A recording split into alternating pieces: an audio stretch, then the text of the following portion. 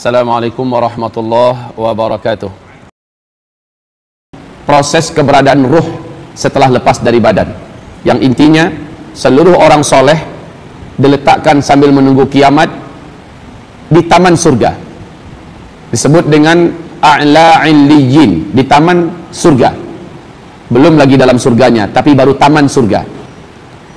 Dalam kesenangan hidup, di dalam ketenangan yang tidak ada kesedihan, istirahat total yang tidak ada kepenatan dan ketakutan, orang-orang beriman ini sambil menunggu kiamat menikmati hari-harinya, saling bercerita dengan arwah atau roh-roh orang-orang beriman yang sama-sama telah berkumpul dan senasib dengannya.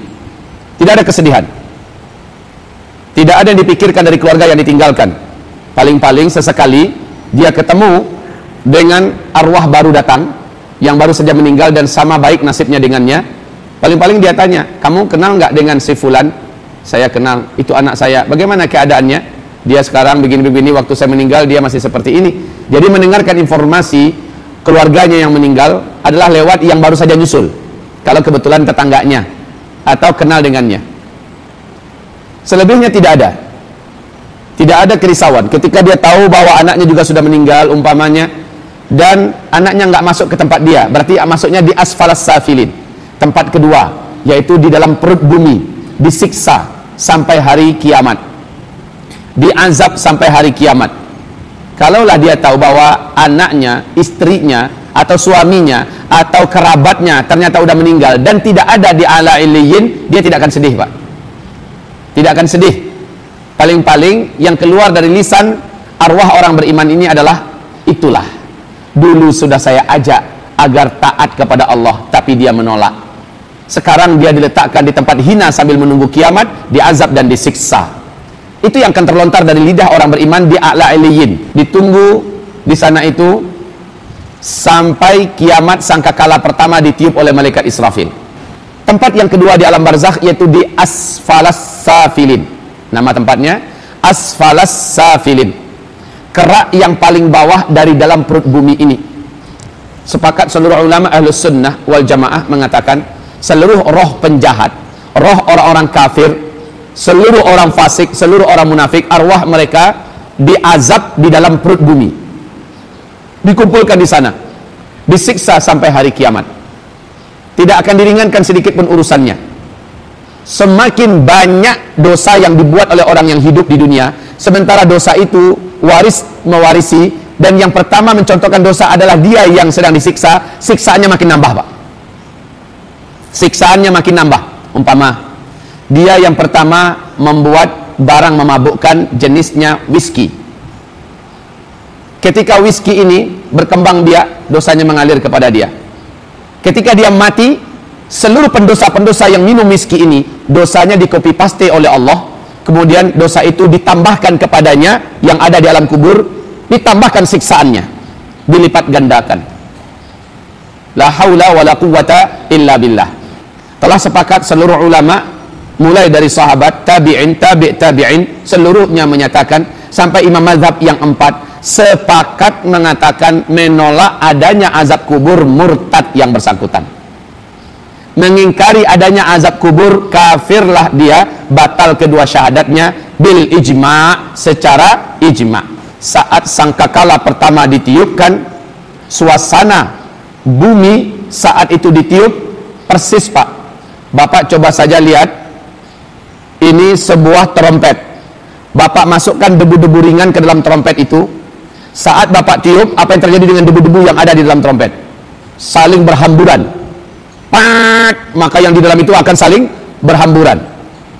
Perhatikan, tiupan pertama, anak-anak kecil langsung beruban saking takutnya dengan suara yang begitu dahsyat. Seluruh yang ada di langit saling berbenturan dan bertabrakan. Dan bumi nanti akan mengalami hantaman besar dari salah satu bintang ruang angkasa yang pecah, yang menabrak bumi. Kemudian setelah itu barulah malaikat meniup sangkakala yang kedua. Tiupan yang kedua ini, seluruh yang dulu pernah hidup kembali Allah hidupkan. Bumi bagaimana? Sudah Allah ciptakan terlebih dahulu bumi yang baru. Saat itu buminya baru datar. Sekarang lagi sedang ribut-ributnya bumi datar apa bulat, ya? Ya. Allah pastikan dalam Al-Quran, Hadis-hadis Nabi, di akhirat kelak bumi sudah menjadi bumi yang lain. Buminya udah datar, rata. Warna buminya adalah warna tepung yang putih, pasirnya kasar, sejauh mata memandang rata, tidak ada lurah, tidak ada gundukan, tidak ada bukit, bahkan tidak ada pohon, tidak ada tempat duduk, tidak ada tempat orang jual bakso, es cendol, tidak ada. Semua yang ada di bumi ini nggak ada, rata, putih.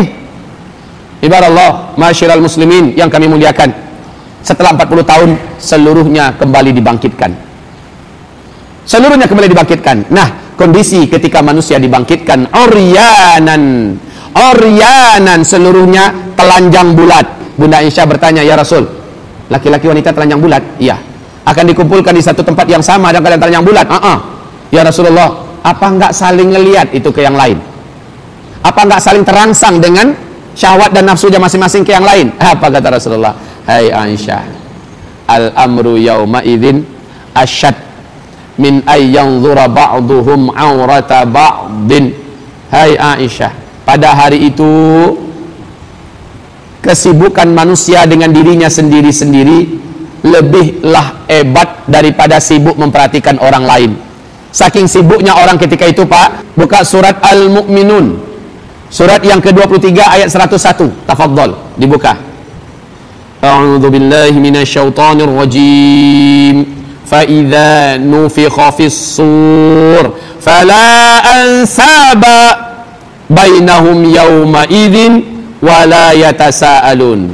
Perhatikan suasana. Walaupun saat itu wajah bapak dan ibu, usia bapak dan ibu kita semua sama, sebaya-sebaya, tapi udah saling kenal, seakrab-akrabnya kenal. Anehnya, lihat nih ayat, anehnya kata Rasulullah, fala ansaba bainahum yauma idzin, ya, maka tidak ada lagi yang akan mengakui dan yang akan peduli dengan nasab masing-masing. Wala yatasaalun, dan bahkan mereka pun tidak mau saling bertanya. Masya Allah, suasana benar-benar seperti apa ya, sampai-sampai anak sendiri, emak sendiri, suami sendiri, istri sendiri, sampai-sampai pada saat itu tidak ditegur dan tidak mau saling menegur. Kapankah tegur menegur saling terjadi? Bapak Ibu tahu?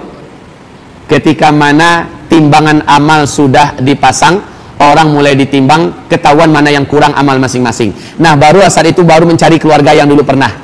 Padahal tadinya udah ketemu, kemarinnya ketemu di padang mahsyar, saling nggak peduli, saling cuek, saling diem. Tapi ketika ketahuan amalnya kurang, bahkan dalam hadis yang lain Nabi mengatakan satu saja kurang amalannya, Allah perintahkan cari penambah yang satu itu.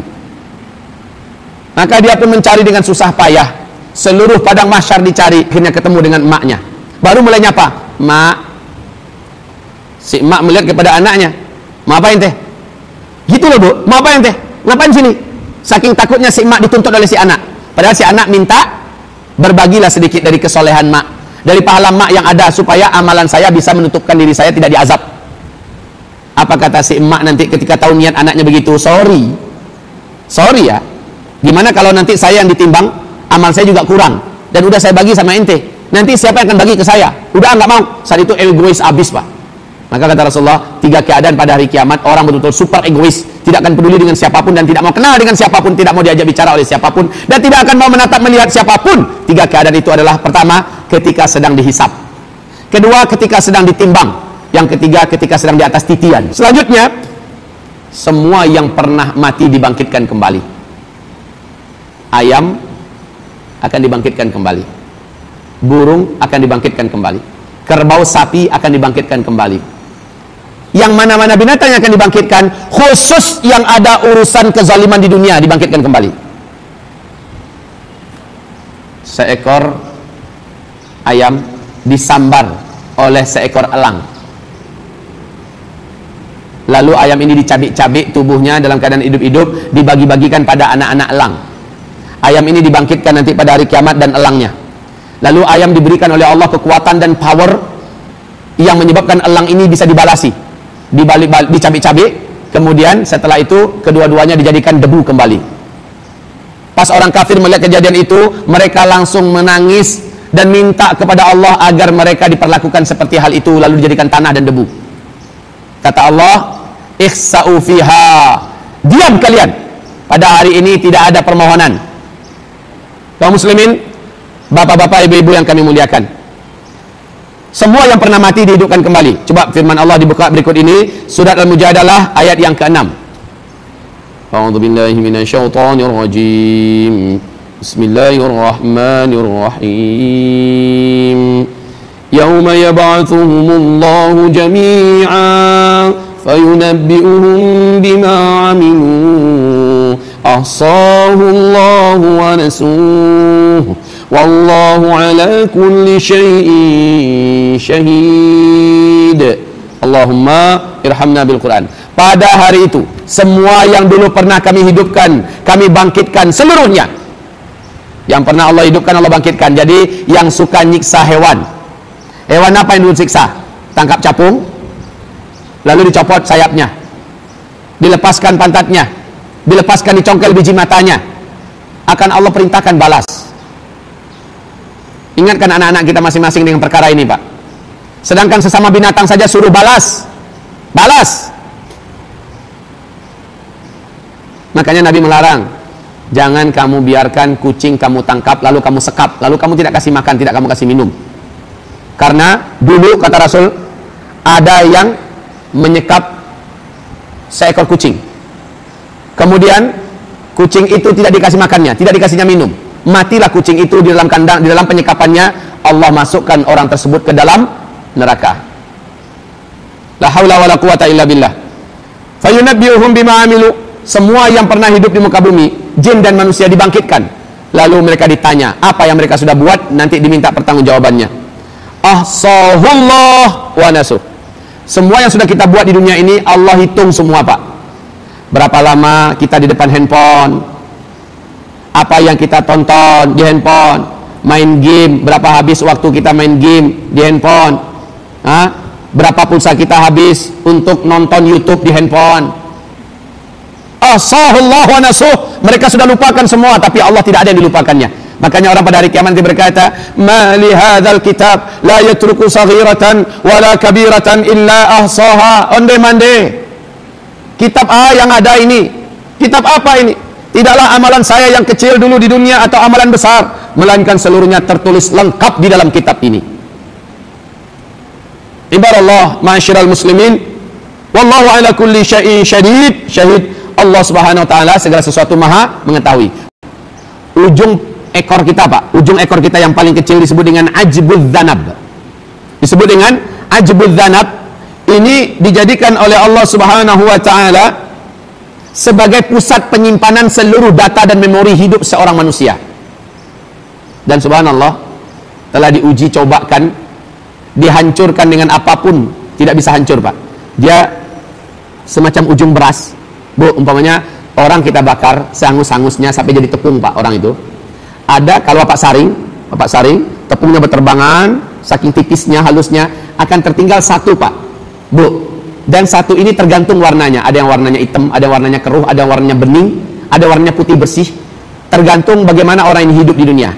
Dan yang pecahan kecil itu, ya, disebut dengan ajbudz dzanab dalam hadis. Di bom atom pun nggak akan hancur dia. Dibakar 1000 derajat Celcius pun tidak akan hangus, tidak akan jadi tepung. Ditokok dengan martil sebesar apapun, ini besi, kemudian diletakkan itu bagaimanapun dihantamkan tidak akan hancur. Nah, yang selama ini Bapak tahu batu apa yang paling keras di bumi ini sehingga baja pun bisa dibelahnya? Batu apa? Permata. Iya kan? Dia lebih keras dari permata. Dan ini disebut dengan ajbudz dzanab. Semua data-data manusia akan tersimpan di ajbudz dzanab itu dengan sempurna. Semua data-datanya, termasuk warna kulitnya, jenis darahnya, bentuk rambutnya, semua tentang fisik manusia, data induknya ada di ajbudz dzanab ini. Subhanallah, ma'asyiral muslimin yang kami muliakan. Pada saat itu manusia dengan mudah dihidupkan oleh Allah. Jadi ini ibaratnya tanam-tanaman, tumbuh-tumbuhan, ini bibitnya. Jadi Rasulullah bersabda, kullu ibni Adam ya'kuluhu turab. Seluruh anak cucu Adam akan binasa. Akan binasa. Seluruh anak cucu Adam akan musnah, tidak ada yang tertinggal, tulang pun habis. Illa ajbadz dzanab, kecuali ajbadz dzanab, yaitu butiran kecil yang ada di ujung ekor kita. Ajbudz dzanab, sebening apapun, tapi kalau dia kafir, bening itu diakibatkan karena kebaikan-kebaikannya. Tapi di hari kiamat kebaikan itu tidak akan ada yang menyelamatkannya, karena tidak diterima. Setan dan jin ketika itu sudah tidak lagi gaib, nampak nyata. Dan saat itu setan dan jin wajahnya, bentuknya asli kayak masih di dunia, jelek. Jelek menurut ukuran kita, ya. Sementara menurut ukuran mereka, mereka sudah cantik, mereka sudah gagah. Baik, mereka waktu itu sudah nyata nanti, Bapak Ibu yang kami muliakan. Dan mereka pun ikut telanjang. Mereka pun ikut telanjang. Sama, bagaimana jin dan manusia sesama manusia, begitulah sesama mereka. Bapak jin dengan anak jin kalau ketemu udah saling nggak mau tegur sapa.